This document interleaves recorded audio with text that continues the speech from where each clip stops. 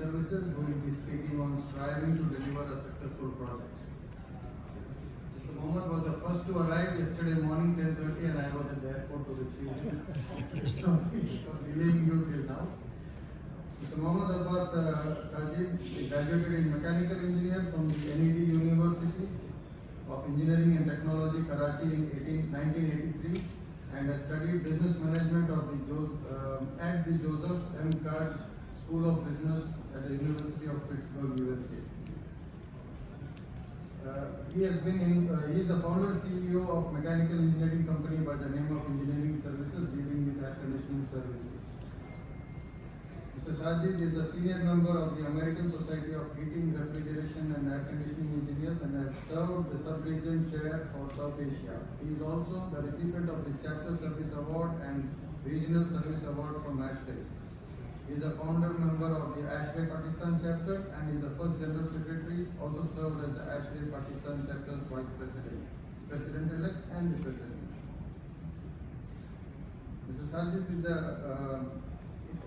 senior member in Pakistan HVAC Society and served the society diligently for the past 26 years in various capacities and was instrumental in the tremendous growth and prosperity of the society. He has also served as the President of Pakistan HVAC Society from 2013 to 2015. Mr. Mohammed Sajid.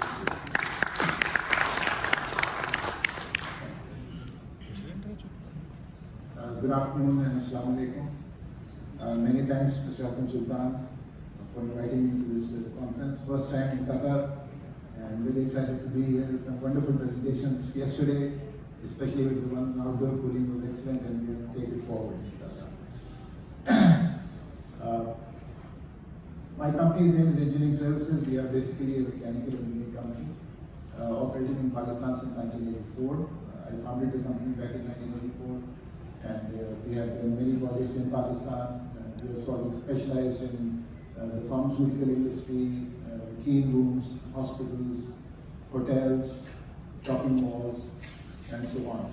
And we also worked extensively in the industrial sector, doing projects in the textile and garment sectors.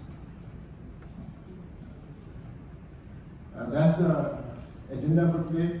Definition of a successful project. And we're going to go through the various project hierarchies existing in the world today, requirements for a successful project, issues of developing economies, and the conclusion.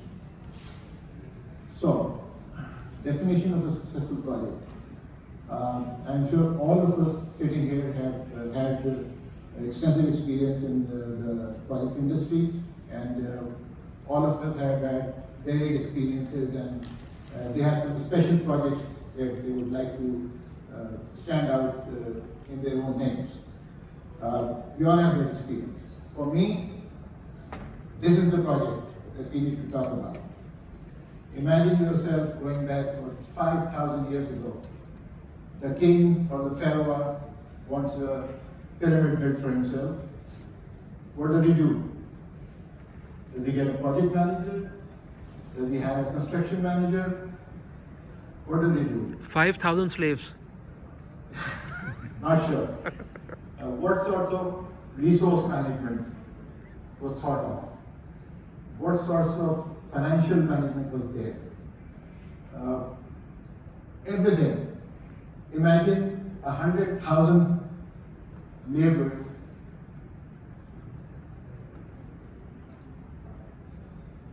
100,000 people working for 20 years. Also remember, who selected the material by which the pyramids were to be built. Believe it or not, that material was brought in all the way from Aswan, which is about 850 to 900 kilometers far from this site. It is reported that they used to load up the boats and wait for the floods to come every year. And then they used to ferry the stones or cuboids, which weighed between 2.5 tons to 6 tons each, and then brought them over to this site, all the way down up the Nile, to this site. So that is what I call a successful project. Its height is 481 feet, almost the height of this hotel. Made from 2.3 million blocks, average weight 2.5 tons. Estimated weight is 5,750,000 tons, comparing to Burj Khalifa, 500,000 tons. Took 20 years to build. There is a constant temperature of 20 degrees being maintained inside. Amazing, amazing. And this is 5,000 years ago. Standing strong for the last 5,000 years. So that is the type of projects we should be striving to successfully build. We are talking about 25 years, 30 years, and that also is coming down, I think, with new products coming up, disposable products coming up. So we really need to manage ourselves. This is what I call a truly wow project. As I said, I'm sure all of you would have wow projects for yourselves, your companies. This is my wow project. I haven't worked on this, but this is a wow project for the entire humanity and the human race. The concept of a successful project has, for the last 100 years, moved forward. Before that, we didn't have any real constraints regarding time and finance. Quality, yes, we used to have certain quality control, different methodologies of controlling that, but we're not really concerned with the time and the financial. Either the project worked or it did not work. That was the success of the project. There was no concept of life cycle costing, no proper standards of codes like we have now from ASHRAE regarding the HVAC setups. And in the 1960s, actually, the effective project management came up, and that's when we started to control the golden triangle of time, cost, and quality concept came in. And that is being followed even to this day. These are the various project hierarchies. These are very few of them. I'm sure there are different hierarchies being followed in different parts of the world. But these are some of the ones that are prevalent mostly. The client hires a general contractor, and he in turn hires subcontractors doing the civil, electrical, mechanical, and other services. And then those guys deliver the project to the civil facility managers who run and maintain the facilities. On the other end, the architect, engineer, and different design consultants. The introduction of the construction manager is another thing that helps the client to oversee the working of the general contractor and the subcontractors. This is when the client wants to do everything by himself. He hires a construction manager and tries to have different contractors and tries to save some money and does everything, tries to do everything by himself. Then the modern concept of project manager. Again, there are two variables to this. The project manager has a general contractor who hires subcontractors to do the work for them, and then there's the project manager hiring these contractors directly and having work them. In our part of the world, at least in Pakistan, I don't know about India, but this is the formula that has worked the best for us. There are some project essentials for a successful project. Starting well, planning. I have been involved in a couple of projects which have been planned for 2 years. We have been planning and planning for 2 years before actually breaking down to start the project. Robust leadership is absolutely essential. You need to select the right people to do the right jobs, place them properly, and empower them. In-depth knowledge of the project. Yes, the intent of the project has to be known to the entire team from top to bottom. They should know what they're aiming for, what the end product is required of them. Detailed and logical project scheduling. Somebody talked about this yesterday as well. Logical scheduling is essential. We sometimes see the projects are illogically scheduled.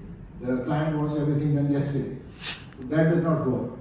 The project scheduling has to be done extensively, bringing everyone together on board, and it has to be agreed to by all the parties. And of course, adequate human resources have to be allocated. Positive behaviors, that is one thing which cannot be overemphasized. Everybody has to have a very positive approach to the project. They need to share their ideas, no secrecy. Whenever things go wrong, they should come out and spell it out, no hiding things, no hiding facts. So it has to be very transparent, and everybody has to come together and do this. Modern project management tools obviously have to be employed as newer tools have been commissioned and used. They are essential for the project success. Modern designing techniques again are very important.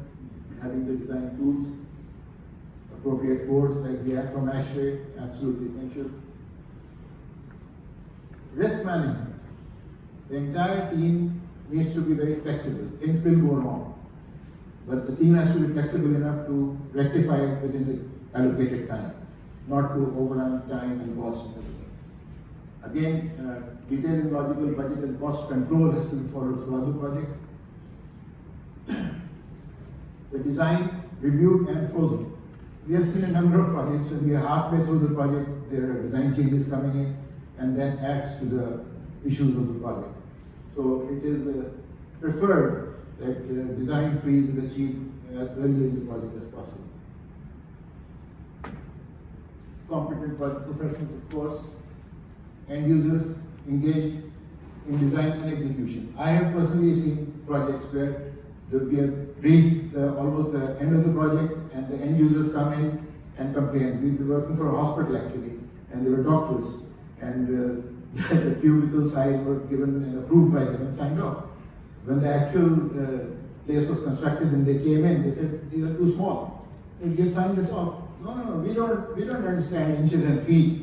We need bigger space, and we actually have to drain down those spaces and create the proper spaces for them. So that adds to the issues of cost and time and quality and everything. And of course, the shortest billing cycle, absolutely essential. The project should be properly financed, properly billed, the bill properly cleared in time, so that there are no issues in the project flow. Supply chain again is very important. Ordering of all the materials according to the specifications, well in time, so that they reach the project before they are to be used there. No delays because of that. Regular progress monitoring. Of course, we have this on a weekly basis in some projects, which is essential. Commissioning again, a very, very important thing. We need to consider the modern concept of commissioning, which is not starting after the project is complete, but during and even before the project starts. And of course, when the project is finally finished, we have to have a lessons learned session to get the lessons for the next project.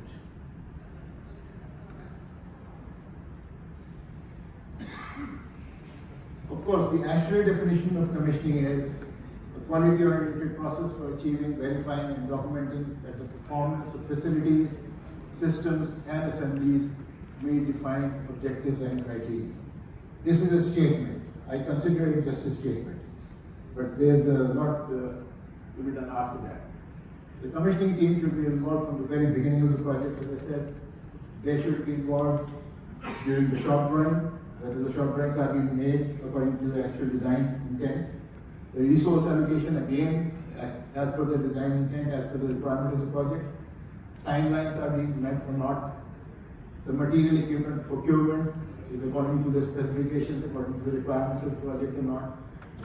The installation being done is again according to what the specifications call for. The startup, there are various agencies involved in the startup. We often confuse startup with commissioning. It should be very clear. Commissioning and startup in these days are totally different. So startup is just one small component of commissioning. Of course, startup involve only agencies.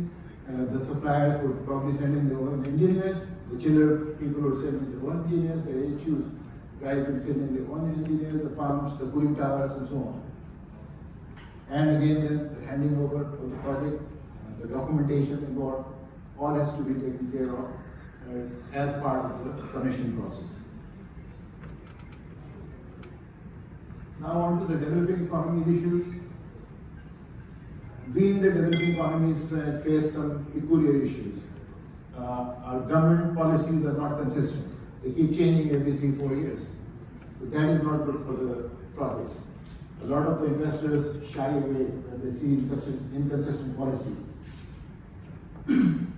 That uncertainty in the market creates a lot of hassle as well. Lack of funding for government projects. Obviously, our government is not rich enough to be able to fund projects on a regular basis. They have other priorities, so a lot of projects get delayed also. Then there is the issue of currency fluctuation. Believe it or not, during the last year, our currency has gone down by about 40%. The dollar value to our currency has gone up by 40%. That creates a havoc with our projects. The entire estimation, the entire costing just goes out the window. So we have a constant issue with this thing, and the clients are not ready to accept the reality of the situation. They just want us to finish the project within the agreed budget, which is often not possible, and there are issues created there. Again, unfortunately, there is a brain drain going on. A lot of people, a lot of engineers, project managers from our countries go on to the Middle Eastern countries, Europe, the US, Canada, Australia, for greener pastures. And that is a strain on our own project management. The contract wordings, if you go through the contract, you won't feel like bidding for the project. We are totally one-sided. And over the years, we have seen this, but nothing has changed. We have tried to get the consultants and the owners and the architects to change the contract wording, but it hasn't worked. And we reluctantly have to sign and abide by whatever is written in the contract documents. There is no effective legal system, no recourse. That is a big issue. We have all sorts of problems on projects, and we have to just sit down with the client, with the consultants, with the architects, and try and solve these problems together. Most of the times, the contractor is on the losing end, because he is pressurized by the architects and the consultants and the owners to do whatever they're asking for. Specifications cut and paste and a lot of irrelevant specifications put in, contradictions within BOQ nomenclature and specs. This has often been a sore point in our bidding. The BOQ nomenclature would write, for instance, a flue duct of 18 gauge. So you price the flue duct for 18 gauge. When you are actually doing the job and you send a submittal for approval, there's a comment, no, you need to install a 12 gauge duct. It's written somewhere in the specifications. Either you don't write anything in the BOQ, just write flue duct and go to the specification and refer to it. Otherwise, when the pricing when the BOQ items say that you have to quote for an 18 gauge, you have to quote for an 18 gauge. But unfortunately, again, equipment is often supplied by the client. The contractor is on many projects not even consulted, or he isn't involved in the vetting process before ordering the equipment. The consultant or the client engineer would sit and order the equipment, and when all the equipment is at site, the contractor is asked to bring everything together and meet the design conditions. Then we run into problems, obviously. We have had many instances where these issues have come up. Design changing again, long payment cycles, absolutely killing. Some of the sample specifications, I will just run through them. If you read these, I don't know who understands them, what the intent is. Totally confusing for me, even after 35, 37 years. The precedences are all topsy-turvy. No. Again. This was a survey done by a group of senior project managers on how important the different stakeholders in the project are. And they classified 5% for the owners, 3% architect. This is for an HVAC project. 34% for project management team, 15% for planning, 11% for design, and 32% for contractors. So obviously they thought contractors and project managers are the two most important components in an HVAC project. This is another survey which takes into account the different items like effective governance and competent project teams. And there were 100 people interviewed, and like some people thought these were the critical areas, some very important, moderately important. I don't know what these guys were thinking, because all of these are important in one way or the other. Not important should not be an option. Personal experience, projects have been successful due to all these reasons. Good payment terms, absolutely. We can do wonders, the contractors can do wonders. Abbas is laughing, he understands. If there's a good payment policy from the client side, I assure it is to their benefit that the projects are completed in time with good quality within the given cost. For us as contractors, this is a survey which was done within my company. And these are the 5 most important points our project managers thought were relevant for us to deliver a good project with cost and time. In the end, remember, mistakes will happen. They are to be expected, respected, inspected, and corrected. Thank you.